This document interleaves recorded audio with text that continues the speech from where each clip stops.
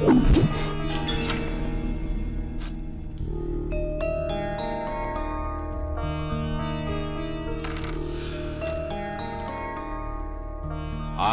തടയപ്പെട്ടല്ലോ മാധവ.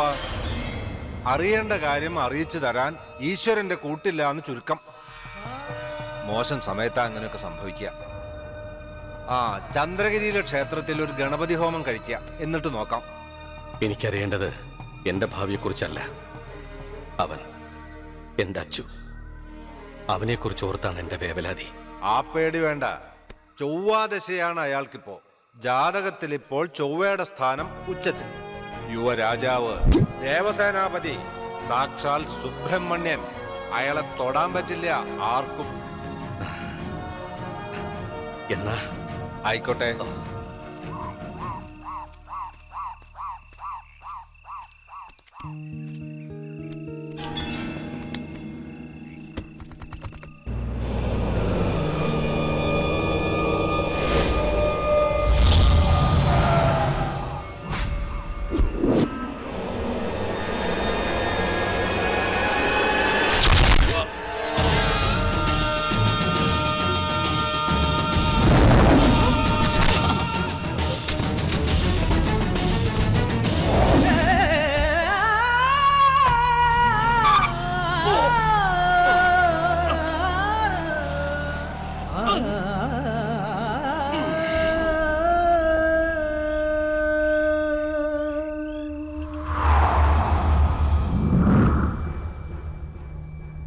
മാധവേട്ടനോടുള്ള ആദരവ് സൂചകമായി കടകമ്പോളങ്ങൾ അടച്ചിട്ട് സ്വമേധയാ ചന്ദ്രഗിരി ഗ്രാമം ഹർത്താൽ ആചരിക്കുകയാണ്.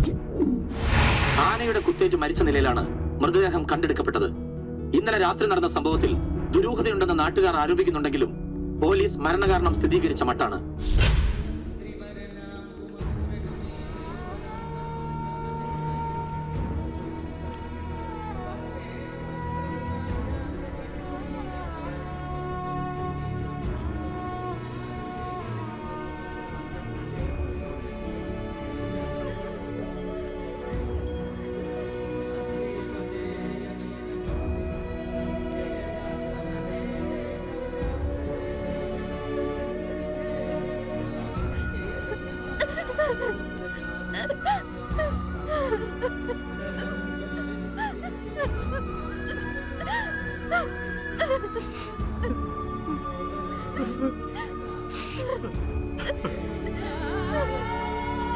അടച്ചോനെ,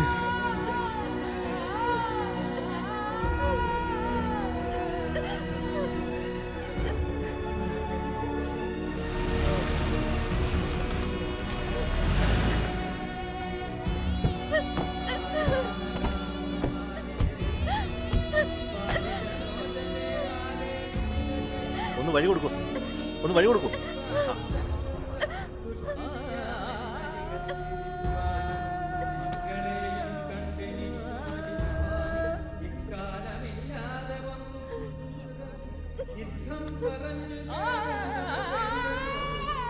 ദുഃഖിക്കരുതെന്ന് പറയുന്നില്ല. മാധവേട്ടൻ വലിയൊരാളായിരുന്നു ഞങ്ങൾക്ക്. തീരാത്ത ഒരു നഷ്ടം. എന്നാലും എൻ്റെ ഗവൺമെന്റിനെ ദുഃഖം അറിയിക്കുകയാണ്. പിടിച്ചു നിൽക്കണം, ഞങ്ങളൊക്കെ ഉണ്ട് കൂടെ.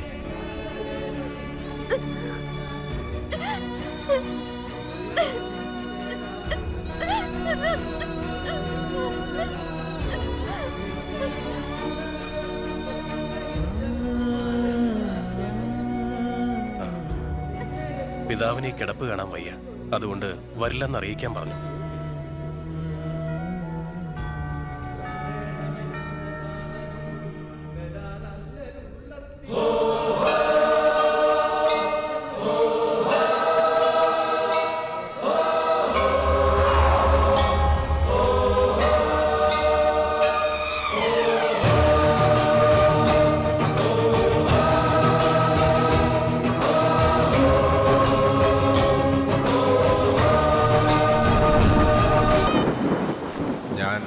കൊല്ലങ്കോട്ട് കൃഷ്ണശർമ്മ, ജ്യോത്സന. എന്നെ കണ്ട് മടങ്ങുമ്പോഴാണ് അച്ഛൻ. ആരൂഢം തടഞ്ഞത് ഇങ്ങനൊരു ദുരന്തത്തിന്റെ സൂചനയായിരുന്നു എന്ന് ഞാൻ ഒരിക്കലും നിരീക്ഷിച്ചില്ല. മരണം ആനയുടെ രൂപത്തിൽ.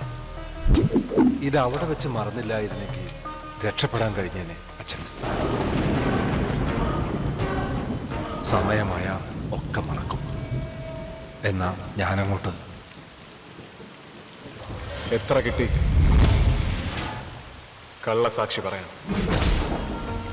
ഇന്നലെ വരെ ഏതൊന്നായിരുന്നുവോ ശരി, ഇന്നും നാളെയും ഏതൊന്നായിരിക്കുമോ ശരി, അതാണ് സത്യം.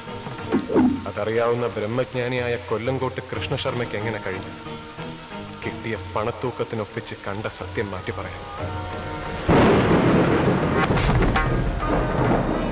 ആരോടാണോ നടന്നതൊന്നും പറയരുതെന്ന് അച്ഛൻ സത്യം ചെയ്യിച്ചത്, ആ ആളിന്റെ നാവിന്ന് തന്നെ ഇങ്ങനെ ഒരു ചോദ്യം.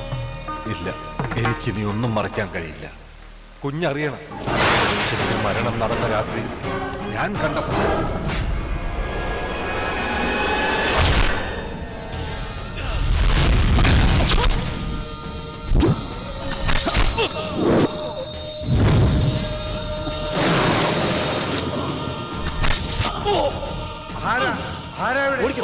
ആരാണോ ചോദിച്ചത്?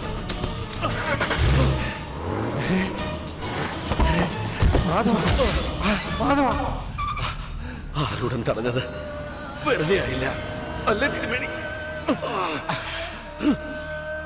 മാധവൻ ഇവിടെ തീരുക തിരുമേനി. ഇനി അവനാ എന്റെ മകൻ അച്ചു. പക്ഷെ ഒന്നും അവനറിയരുത്. എല്ലാ പകകളും എന്റെ മരണത്തോട് അവസാനിക്കട്ടെ. അവസാനിക്കും അല്ലേ തിരുമേനി?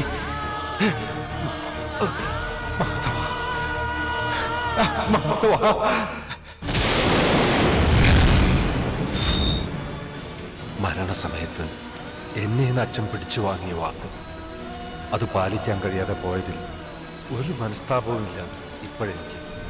എന്റെ നിയോഗം ഒരു പക്ഷേ ഇതായിരുന്നിരിക്കാം.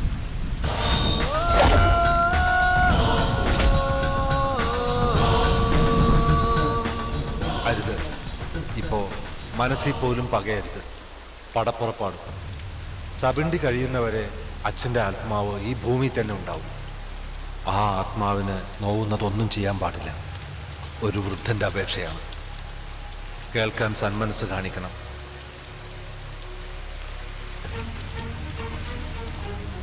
ക്ഷമയാണ് ഏറ്റവും വലിയ പ്രാർത്ഥന. പ്രാർത്ഥിക്കുക. അച്ഛൻ്റെ ആത്മാവിന് മോക്ഷം കിട്ടാൻ വേണ്ടി മനസ്സുരുകി പ്രാർത്ഥിക്കുക.